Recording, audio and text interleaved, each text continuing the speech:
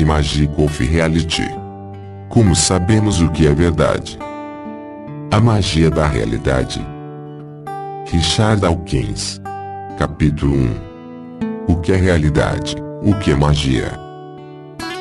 Realidade é tudo que existe. Parece claro, não? Só que não é. Há vários problemas. O que dizer dos dinossauros, que não existem mais, e das estrelas, tão distantes que quando sua luz finalmente chega até nós e conseguimos vê-las podem já ter se extinguido. Trataremos dos dinossauros e das estrelas daqui a pouco.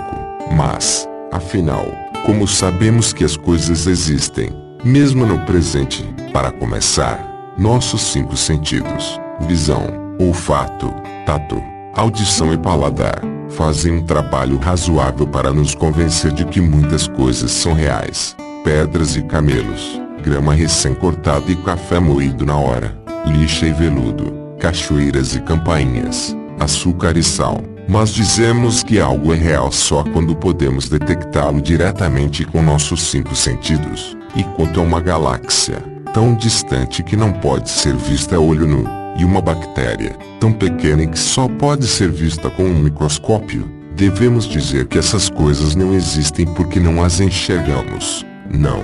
É claro que podemos intensificar nossos sentidos com instrumentos especiais, telescópios para as galáxias, microscópios para as bactérias. Entendemos os telescópios e microscópios, sabemos como funcionam. Por isso podemos usá-los para aumentar o alcance dos sentidos, da visão, nesses casos. E o que esses instrumentos nos permitem ver nos convence de que galáxias e bactérias existem.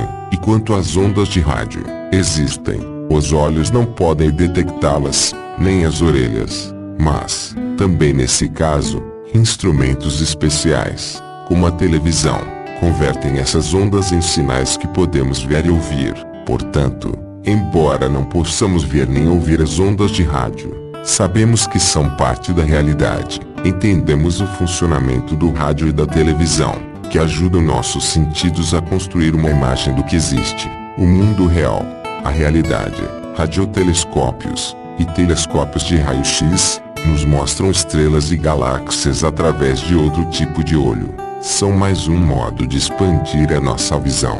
De volta aos dinossauros. Como sabemos que um dia andaram pela Terra, nunca vimos nem ouvimos um dinossauro, muito menos corremos de algum. Infelizmente, não temos uma máquina do tempo para vê-los. Mas, nesse caso, nossos sentidos contam com um tipo diferente de ajuda. Temos os fósseis, que podemos ver a olho nu. Fósseis não correm nem pulam, mas, porque entendemos como se formam, podem dizer algo sobre o que aconteceu milhões de anos atrás. Entendemos que a água, contendo minerais dissolvidos, infiltra-se em corpos enterrados sob camadas de lama e rocha. Entendemos que os minerais se cristalizam nela e substituem a matéria de que é feito o corpo, átomo por átomo, deixando vestígios da forma original do animal impressos na pedra. Por isso, embora não possamos ver dinossauros diretamente com nossos sentidos, podemos concluir que sem dúvida existiram,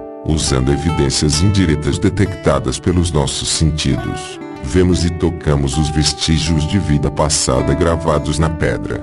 De certo modo, um telescópio pode funcionar como uma espécie de máquina do tempo.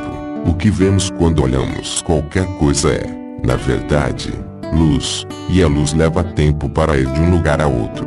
Mesmo quando você olha para o rosto de um amigo, o que vê é passado, pois a luz vinda do rosto dele demora uma minúscula fração de segundo para chegar até seus olhos. O som viaja muito mais devagar, e é por isso que vemos um rojão brilhar no céu pouco antes de ouvir a explosão. Se você olha um homem cortando uma árvore ao longe, ouvirá com um curioso atraso o som dos golpes do machado. A luz viaja tão depressa que em geral pressupomos que as coisas acontecem no instante em que as vemos. Mas com as estrelas é diferente. Até o Sol está a 8 minutos-luz de distância. Se ele explodisse, esse evento catastrófico só faria parte da nossa realidade 8 minutos depois, e seria o nosso fim. Depois do Sol, a estrela mais próxima de nós é a Próxima Centauri. Se você olhar para ele em 2011, verá o que estava acontecendo em 2007. As galáxias são imensos agrupamentos de estrelas, e nós estamos na Via Láctea. Quando você olha para a vizinha mais próxima dela, Andrômeda, seu telescópio é uma máquina do tempo que o leva a 2,5 milhões de anos atrás. Existe um grupo de 5 galáxias chamado Quinteto de Stepan, que vemos pelo telescópio Hubble, e elas colidem espetacularmente umas contra as outras, mas as colisões que vemos aconteceram há 280 milhões de anos. Se numa dessas galáxias houver extraterrestres com telescópios que possam nos ver, o que eles estão vendo na Terra agora são os ancestrais mais remotos dos dinossauros. Existem alienígenas no espaço cósmico. Nunca vimos nem ouvimos nenhum. Eles são parte da realidade. Ninguém sabe. Mas sabemos que tipo de coisa nos ajudaria a identificá-los. Se algum dia chegarmos perto de um extraterrestre, nossos sentidos poderão nos alertar. Talvez um dia alguém na Terra invente um telescópio potente o bastante para detectar vida em outros planetas. Talvez nossos radiotelescópios captem mensagens que só poderiam vir de inteligência alienígena. A realidade não consiste apenas nas coisas que já conhecemos. Ela inclui o que existe mas ainda ignoramos, e que só viremos a conhecer no futuro. Talvez quando tivermos construído instrumentos melhores para auxiliar nossos 5 sentidos. Sempre existiram átomos, mas só recentemente tivemos certeza disso. E é provável que nossos descendentes saibam muitas outras coisas que hoje desconhecemos. É o fascínio e o prazer da ciência. Ela revela coisas continuamente. Isso não quer dizer que devemos acreditar em tudo que se possa imaginar. Há inúmeras coisas que podemos imaginar cuja existência é improvável demais para ser real. Fadas, duendes, hipogrifos. Devemos ter sempre a mente aberta. Mas a única razão para acreditar que algo existe é ter evidências reais dessa existência, modelos, imaginação à prova. Há um recurso menos conhecido que os cientistas usam quando nossos sentidos não conseguem decidir o que é real. Eles criam um modelo do que poderia estar acontecendo, depois o testam. Imaginamos. Você poderia dizer que tentamos adivinhar qual seria a situação. Em seguida, calculamos, normalmente pela matemática, o que deveríamos ver, ouvir, etc. Se o modelo fosse verdadeiro, em geral com a ajuda de instrumentos de medição, verificamos se foi isso mesmo o que vimos na realidade. O modelo pode ser de vários tipos, uma maquete feita de madeira ou plástico, uma série de cálculos matemáticos no papel ou uma simulação por computador. Examinamos atentamente o modelo e predizemos o que teríamos de ver, ouvir, etc., com os nossos sentidos, auxiliados talvez por instrumentos. Se o modelo fosse correto, por fim, averiguamos se as predições estão certas ou erradas. Se estiverem certas, isso aumenta nossa confiança de que o modelo representa a mesma realidade. Passamos então a criar novos experimentos, talvez refinando o modelo, para testar novamente as conclusões e confirmá-las. Se nossas predições estiverem erradas, rejeitamos o modelo, ou o modificamos e fazemos uma nova tentativa. Vejamos um exemplo. Hoje, sabemos que os genes, as unidades da hereditariedade, são feitos de uma substância chamada DNA. Temos bons conhecimentos sobre o DNA e como ele funciona, mas não podemos ver detalhadamente como ele é, nem mesmo com um microscópio. Quase tudo o que sabemos sobre o DNA provém, indiretamente, de modelos que foram imaginados e testados. Na verdade, muito antes que alguém tivesse ouvido falar em DNA, os cientistas já tinham descoberto várias coisas sobre os genes testando predições de modelos. No século XIX, um monge austríaco, Gregor Mendel, fez experimentos na horta de seu mosteiro, cruzando ervilhas em grandes quantidades. Ao longo de gerações dessas plantas, ele contou quantas tinham flores de várias cores e quantas tinham grãos enrugados ou lisos. Mendel nunca viu ou tocou um geno, viu apenas ervilhas e flores, e usou seus olhos para contar os diversos tipos. Ele inventou um modelo que envolvia o que nos dias de hoje chamamos de genes, embora Mendel não usasse esse termo, e calculou que, se o modelo fosse correto, Em dado experimento de cruzamento deveriam nascer 3 vezes mais ervilhas lisas que enrugadas, e foi isso mesmo que ele viu ao fazer a contagem, deixando de lado os detalhes. O importante é que os genes de Mendel foram produto de sua imaginação. Ele não os via, nem mesmo ao microscópio, mas via ervilhas lisas e enrugadas, e pela contagem delas encontrou evidências indiretas de que seu modelo de hereditariedade era uma boa representação de algo no mundo real.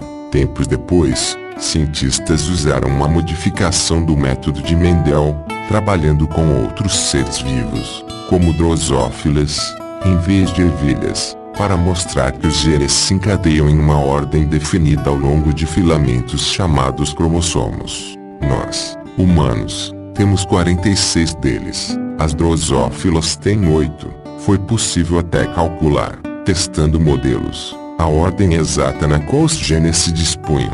Tudo isso foi feito muito antes de sabermos que os genes eram feitos de DNA. Hoje temos esse conhecimento, e sabemos exatamente como o DNA funciona, graças a James Watson e Francis Crick, além de muitos outros cientistas que vieram depois deles. Watson e Crick não puderam ver o DNA a olho nu, também fizeram suas descobertas imaginando modelos e testando-os. Eles construíram modelos de papelão e metal representando uma possível estrutura do DNA e calcularam quais teriam de ser as medidas se tais modelos fossem corretos. As predições de um dos modelos, chamado de dupla hélice, corresponderam exatamente às medições feitas por Rosalind Franklin e Maurice Wilkins usando instrumentos especiais que projetavam raios-x em cristais de DNA purificado. Watson e Crick também perceberam imediatamente que seu modelo da estrutura do DNA produziria exatamente o tipo de resultados encontrado por Gregor Mendel na horta de seu mosteiro. Portanto, temos 3 modos de saber o que é real. Podemos detectar diretamente com os nossos 5 sentidos, indiretamente, com instrumentos especiais como telescópios e microscópios auxiliando nossos sentidos, ou ainda mais indiretamente, criando modelos do que poderia ser real e fazendo uma série de testes para ver se eles predizem corretamente o que podemos ver, ouvir etc., com ou sem a ajuda de instrumentos. Em última análise, de um modo ou de outro tudo será confirmado por nossos sentidos. Isso quer dizer que a realidade contém apenas coisas que podem ser detectadas, direta ou indiretamente, pelos nossos sentidos e pelos métodos da ciência, mas e coisas como ciúme e prazer, felicidade e amor, não são também reais. Sim, são reais, mas para existir dependem do cérebro humano, com certeza, e provavelmente também do cérebro de outras espécies animais avançadas, como chimpanzés, cães e baleias. Pedras não sentem alegria nem ciúme, montanhas não amam. Essas emoções são intensamente reais para quem as sente, mas não existia antes de o cérebro existir. É possível que emoções desse tipo, e talvez outras com as quais nem sonhamos, existam em outros planetas, mas apenas naqueles que contêm os cérebros, ou algo equivalente a eles, pois quem sabe que estrambóticos órgãos pensantes ou máquinas providas de sentimentos podem existir em outras partes do universo. A ciência e o sobrenatural, a explicação e seu inimigo. Então essa é a realidade, e é assim que podemos saber se uma coisa é ou não real. Cada capítulo deste livro tratará de um aspecto específico da realidade: o Sol, os terremotos, o arco-íris ou muitos tipos de animais. Agora quero falar sobre a outra palavra-chave do meu título. Magia. É uma palavra ardilosa.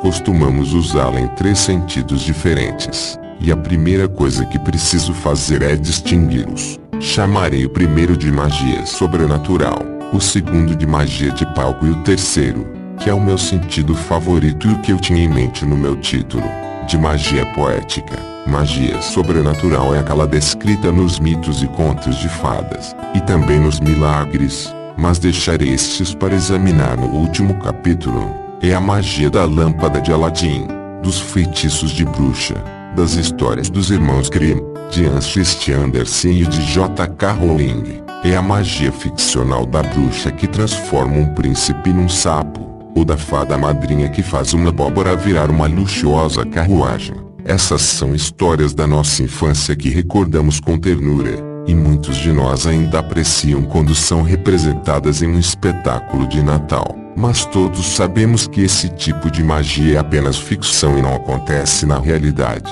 A magia de palco, em contraste, realmente acontece e pode ser muito divertida. Ou, pelo menos, alguma coisa realmente acontece.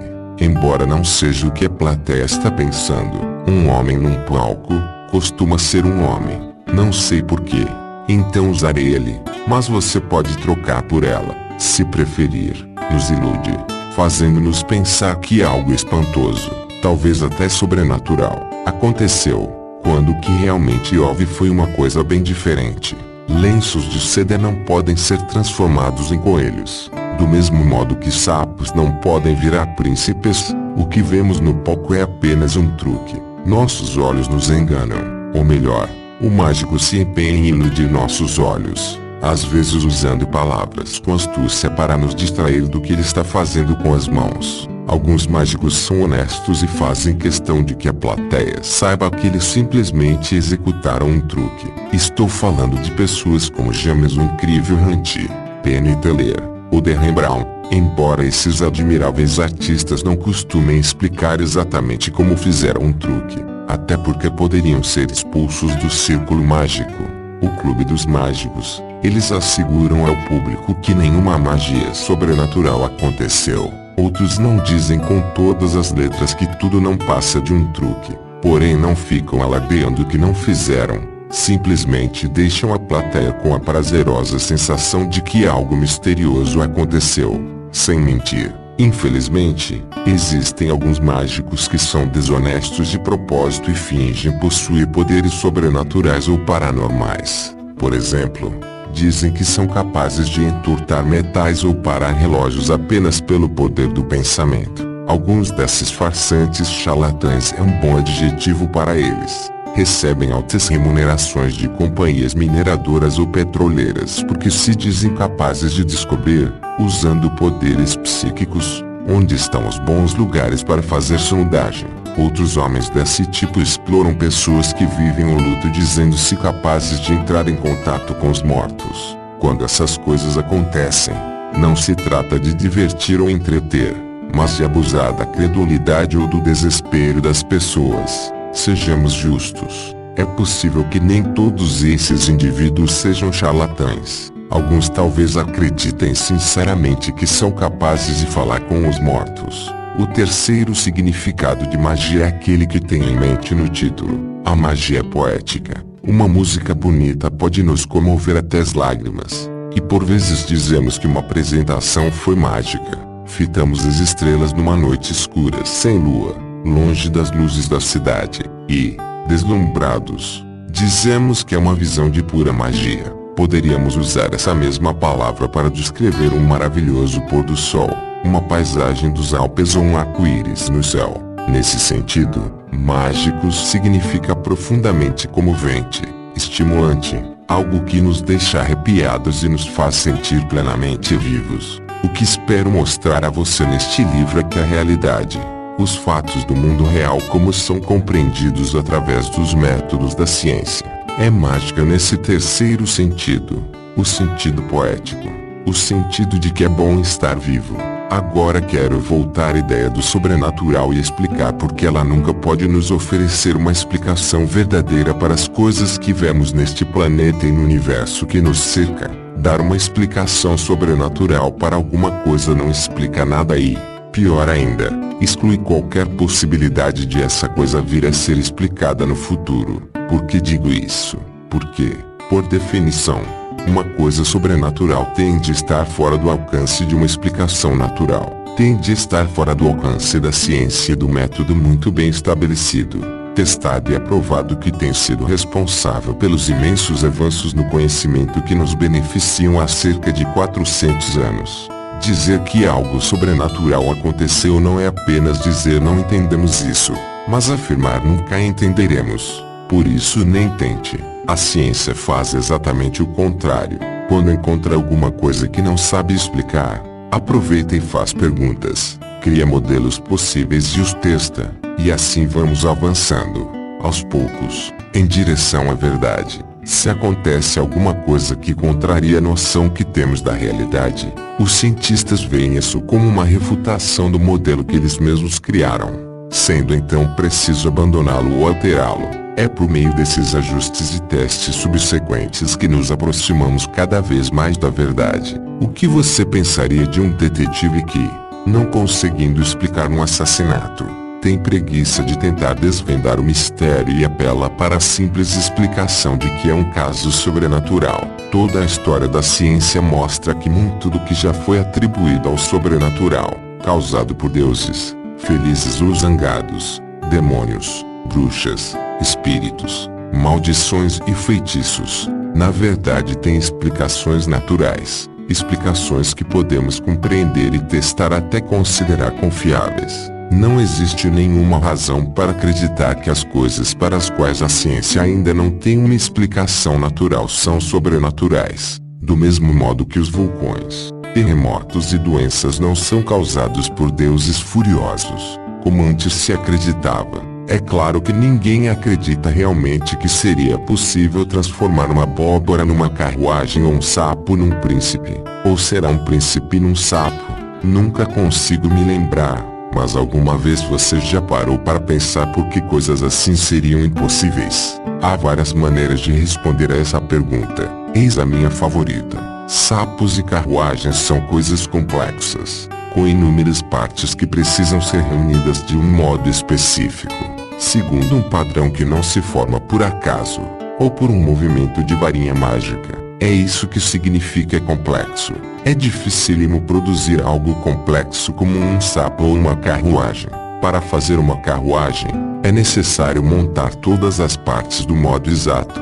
É preciso ter a habilidade de um carpinteiro e outros artesãos. Carruagens não surgem por acaso, nem se você estalar os dedos ou disser abracadabra. Uma carruagem tem estrutura, complexidade, diversas partes com funções específicas, rodas e eixos, janelas e portas, molas e assentos acolchoados. Seria relativamente fácil transformar algo complexo como uma carruagem em algo simples como cinzas. Por exemplo, a fada madrinha só precisaria de um bom maçarico. Quase qualquer coisa pode facilmente ser transformada em cinzas, mas ninguém é capaz de pegar um monte de cinzas, ou uma abóbora, e transformar numa carruagem, porque se trata de algo muito complexo, até em um sentido utilitário. Uma carruagem tem a finalidade de transportar pessoas. Facilitemos as coisas para a fada madrinha. Suponhamos que, em vez de recorrer a uma abóbora, ela tivesse todas as partes necessárias para montar uma carruagem misturadas dentro de uma caixa, como naqueles kits para montar modelos de aviões. O kit para fazer uma carruagem consiste em centenas de tábuas, painéis de vidro, hastes e barras de aço, espumas, pedaços de couro, além de pregos, parafusos e cola para unir tudo. Agora suponhamos que, em vez de ler as instruções de unir as partes na sequência correta, ela simplesmente ponha tudo dentro de um grande saco e o chacoalhe. Qual a chance de que as partes venham a se unir do modo certo para montar uma carruagem? A resposta é, praticamente nenhuma. E parte da razão é o número imenso de modos possíveis em que os pedaços poderiam se combinar sem produzir uma carruagem ou qualquer coisa útil. Se você pegar inúmeras partes sacudidas de qualquer jeito, é possível que em algum momento elas venham a se juntar de um modo que tenha alguma utilidade ou que possamos reconhecer como especial, mas a probabilidade disso acontecer é irrisória, insignificante se comparada aos inúmeros modos em que a mistura apenas produzirá um monte de lixo.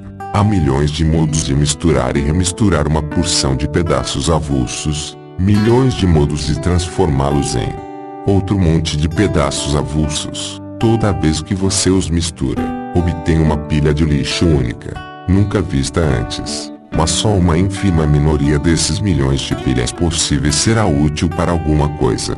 Por exemplo, para levar a moça ao baile, ou será digna de nota por qualquer outra razão. Às vezes, podemos contar quantas maneiras existem de organizar uma série de partes, como em um baralho. considerando cada carta uma parte. Suponhamos que alguém embaralhe as cartas e as distribua para 4 jogadores, 3 cartas para cada.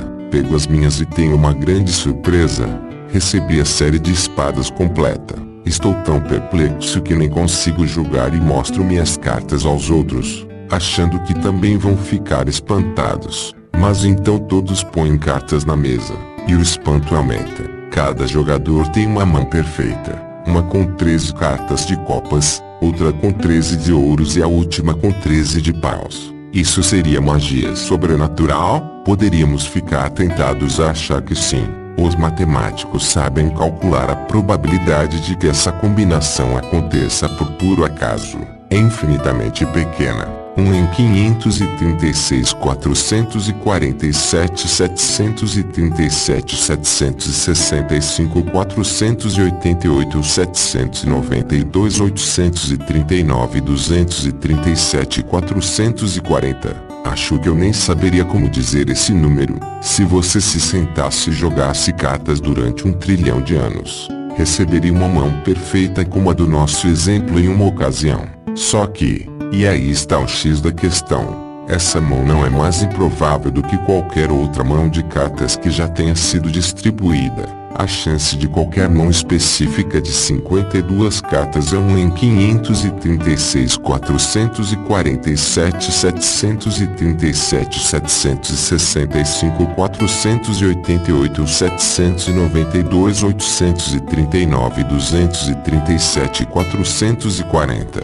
Porque esse é o número de todas as combinações possíveis. Acontece, simplesmente, que não notamos nenhum padrão específico na imensa maioria de mãos distribuídas e por isso elas não nos parecem fora do comum. Reparamos apenas quando por acaso uma mão se destaca de alguma forma. Há bilhões de coisas em que você poderia transformar um príncipe se fosse brutal a ponto de montar os pedaços dele em bilhões de combinações aleatórias. Mas a maioria dessas combinações resultaria numa tremenda confusão, como aqueles bilhões de mãos de cartas sem nexo, aleatórias, que foram distribuídas. Apenas uma irrisória minoria dessas possíveis combinações de pedaços de príncipe embaralhados produziria algo reconhecível ou bom para alguma coisa, e ainda mais dificilmente produziria um sapo. Príncipes não viram sapos e abóboras não viram carruagens porque sapos e carruagens são coisas complexas cujas partes poderiam ter se combinado em um número quase infinito de pilhas de lixo.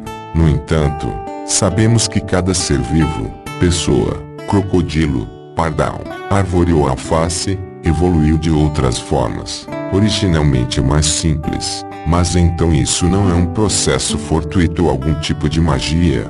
Não. Absolutamente não. Esse é um equívoco muito comum, e por isso quero explicar agora mesmo porque aquilo que vemos na vida real não é resultado de acaso, sorte ou qualquer coisa que seja mesmo que remotamente mágica, exceto, é claro, naquele sentido estritamente poético das coisas que nos enchem de assombro e deleite, a lenta magia da evolução. Transformar um organismo complexo em outro organismo complexo em uma única etapa, como num conto de fadas, está fora dos limites do que é realisticamente possível. Contudo, organismos complexos existem. Como surgiram? Como vieram a existir coisas complexas como sapos e leões, babuínos e figueiras, príncipes e abóboras, você e eu, durante a maior parte da história? Essa foi uma questão desnorteante que ninguém conseguia responder apropriadamente. Então foram inventadas anedotas. Mas, um dia, a questão foi respondida, e brilhantemente. E isso aconteceu no século XIX, graças a um dos maiores cientistas que já viveram, Charles Darwin. Usarei o resto do capítulo para explicar brevemente sua resposta, em palavras diferentes das dele. A resposta é: os organismos complexos, humanos, crocodilos, alfaces, não surgiram de repente, de uma vez só, e sim gradualmente, passo a passo, e o que surgia a cada novo passo era só um tantinho diferente daquilo que já existia. Imagine que você quer criar um sapo de pernas compridas. Seria vantajoso começar com algo que já fosse um pouco parecido com aquilo que você quer obter, um sapo de pernas curtas. Por exemplo, Você poderia pegar um conjunto de sapos de pernas curtas e medir as pernas de todos. Poderia escolher alguns sapos e sapas do que possuíssem pernas um pouco mais compridas do que a maioria e deixar que eles cruzassem, enquanto impedia que seus colegas de pernas mais curtas se reproduzissem. Os machos e as fêmeas de pernas longas produziriam girinos, que por fim ganhariam pernas e se tornariam sapos.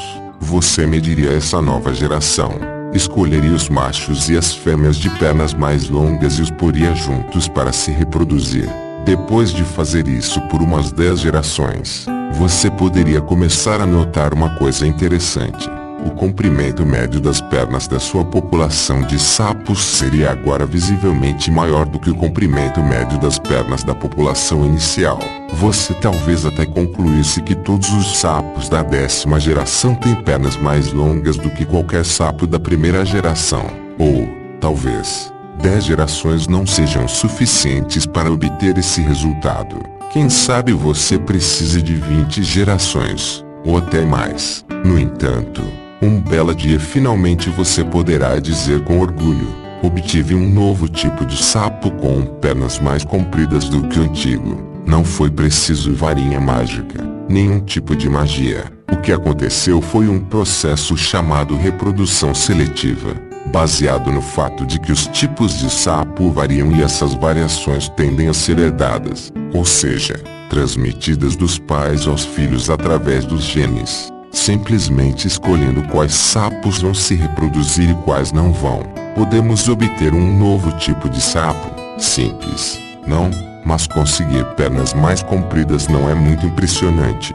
Afinal, já começamos com sapos. Eles só tinham pernas mais curtas. Suponha que você começasse não com um tipo de sapo de pernas mais curtas, mas com um animal diferente. Por exemplo, com um tipo de salamandra. A salamandra possui pernas traseiras bem mais curtas que as do sapo e as usa não para saltar, mas para andar. A salamandra tem cauda longa, o sapo não tem cauda. Além disso, em geral as salamandras têm o corpo mais comprido e estreito do que a maioria dos sapos. Mas acho que você consegue perceber que, ao longo de milhares de gerações, seria possível transformar uma população de salamandras numa população de sapos simplesmente escolhendo com paciência.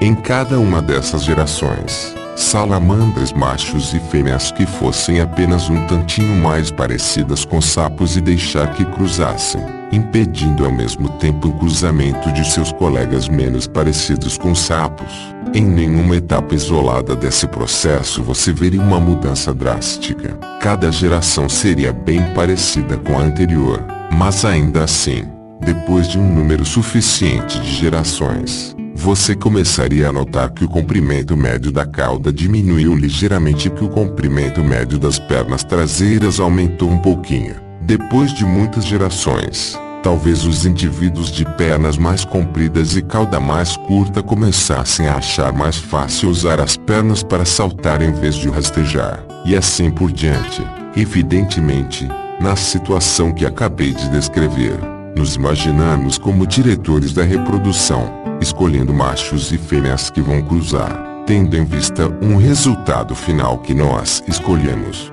Os agricultores usam essa técnica há milhares de anos para obter animais e plantas mais produtivos ou resistentes a doenças.